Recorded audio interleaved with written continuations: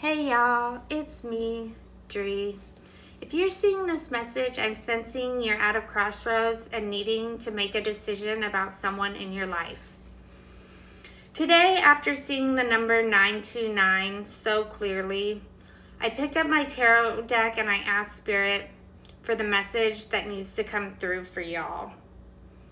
The number 929, it's a number that is all about endings and choices, and then more endings. It's the universe's way of saying a cycle has to close so the new one can open. So these are the cards that came out for me. I'm going to start with the bottom card energy. In this case, I got the Hangman in the reverse position. This is telling me that there is currently a miscommunication. That you and this person, you don't have the same perspective. And right now, you guys are colliding instead of connecting. This card is causing you to pause, to stop forcing the conversation, and to really ask what it is that the universe is trying to pull through for you. When asking Spirit what it is that's collapsing right now, I got the Magician. And this is showing me exactly that. Upright, this card is about manifestation and creation. But here, it's pointing to control. It's you trying to mold someone into your vision. And Spirit is saying this cycle has got to end. You need to release the need to consciously manifest this person into something they aren't choosing for themselves. When asking about the lesson here today, I got the Seven of Cups in the reverse position. This tells me you are on a path that is calling you to expand on your inner work instead of falling for outside distractions. Because it is only then that what is truly aligned can fall into place. The fog clears when you go within, not when you chase the external things that you are forcing or trying to force into place. I wanted to ask Spirit why it's so difficult for you to release this person.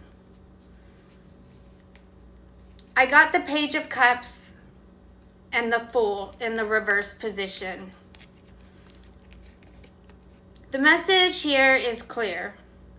These cards are telling me that this person, while they may come across as emotionally curious and sometimes very sweet, it's still immature energy. Because paired with the Fool in the reverse position, it shows hesitation and fear. Potential is not the same thing as maturity. And in this case, the person you're dealing with, they are not sure.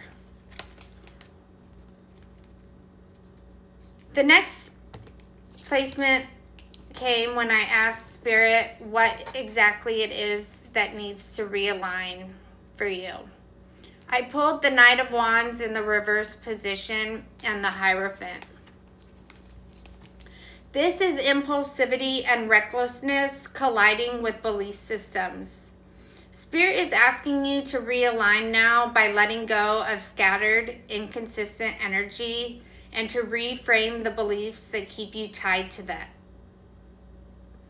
Replace recklessness with discipline and sparks with true commitment.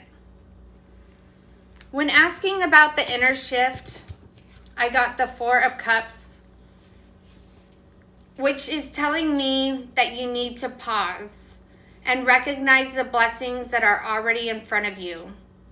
Because Spirit is handing you a new cup, but you can't receive it if you're still locked into the things that are not working out. This card is also the antidote to the Page and the Fool energy. You need to stop focusing on the person who isn't growing and open your eyes to what's already nourishing you. When asking about the outer shift, I got the Eight of Cups.